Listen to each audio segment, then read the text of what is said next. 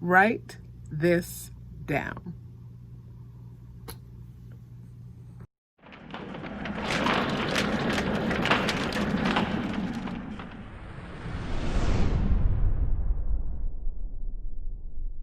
Welcome to Weekly Wisdom. I'm Pastor Cheryl. Today we will read from Deuteronomy, the 6th chapter, beginning with verse 5. And it reads, "Love the Lord your God with all your heart, all your being, and all your strength. These words that I am commanding you today must always be on your minds. Recite them to your children. Talk about them when you are sitting around your house and when you are out and about, when you're lying down and when you are getting up. Tie them on your hand as a sign. They should be on your forehead as a symbol. Write them on your house's door frames and on your city gates." This passage of scripture from Deuteronomy is the entry into the Ten Commandments.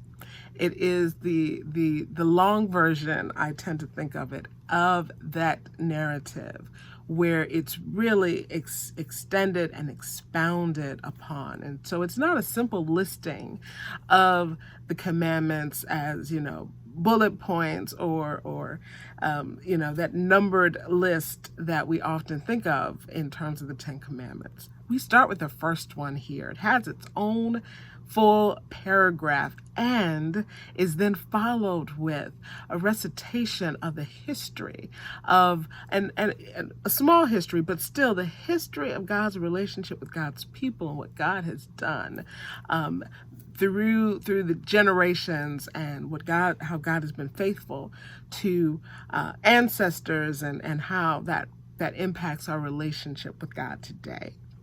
And so begins with love the Lord your God with all your heart, all your being, and all your strength, with everything. These words must always be on your mind. That really strikes me because I think that is the key to living this faith walk, is that we can't separate our relationship with God from our relationship with anyone or anything else. We can't separate it from any way that we live. We can't separate it from how we act in the world. Your heart, your being, your strength, and how we look at these three aspects of what makes us human beings, our heart, and understanding of the heart was more than just our emotional centers. We tend to think of our heart, who we love, our affection, but also in that time would have been tied to our thinking. So the separation of heart and mind that we have in terms of thought and emotion, intellect and emotion, would not be considered these separate things, but intertwined in what keeps us beating, right? In the center of what makes us alive, and what gives us the ability to live. Our heart, at essence, that heartbeat is not only represents the fact that we're alive, but it's necessary. And so all that is necessary, our emotional state, our intellectual state, love God with all of that, right? All that keeps us physically being alive, all of that, and all your being, in case we weren't clear, in our entire physical selves. So our gifts, our skills, our presence, all of what makes us also unique, our being, the fullness of our lives, the way that we look at things, love God with that. The way that we approach situations, love God with that. The unique ways that we move in the world, if we are given the gift of artistry or given the gift of a very rational thought, if we're given the gift of organization and structure, if we're given the gift of spontaneity and flexibility, if we're given the gift of communication, if we're given the gift of silence and deep listening, love God with all of that. And then finally, our strength. Love God, not just in our weakness. We turn to God, and listen, we are encouraged to turn to God in our weakness. God's strength is made perfect in our weakness. But we also have a tendency, I think it's a very human thing, that when we feel strong, we don't feel our need or our connection to God as acutely. Now, sometimes the opposite is that it's true. When we are in a really hard time, a hard space, when the situation seems bleak or lost, sometimes we get discouraged to the point of turning away from God. I don't think that's what this text is talking about. I think this text is saying, when you're at your best, love God with that. Our entire lives are bound up in our love of God. And to live life like that, you got to write that down. You've got to create ways of putting that before you, of reminding yourself here in that time and space. It said, Moses, who's the author of Deuteronomy, is who shared this message with the people, saying, recite it. When you talk about reciting something, it's not, well, tell them. No.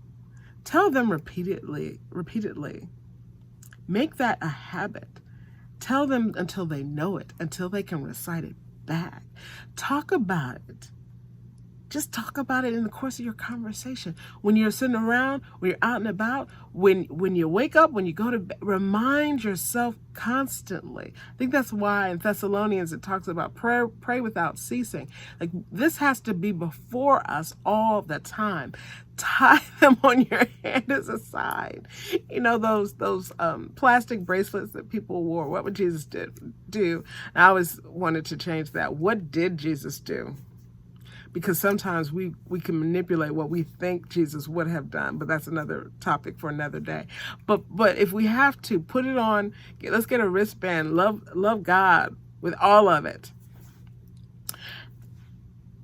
It should be on your forehead as a symbol, so that when people see you, I think this is the external part. When people see you, they see a reminder that we're supposed to love God with all that we are. When people see us, this is a question for me, for all of us. When people see us, do they see a reminder to love God with all that we are, all that we have? Put it on your house. Put it on your city, in your community. Put it out publicly. And when we say these things and we bind ourselves together in community and we claim that we follow Jesus, can they see as they enter into our presence, into our spaces, as they are within any proximity to us? Do they see people who love God with everything? Write this down. Keep it before us continually. Love the Lord your God with all your heart, all your being, all your strength. And as Jesus expanded upon this, love your neighbor and love yourself. But it starts by loving God. Be blessed until the next time I see you. Be blessed in the Lord and take care.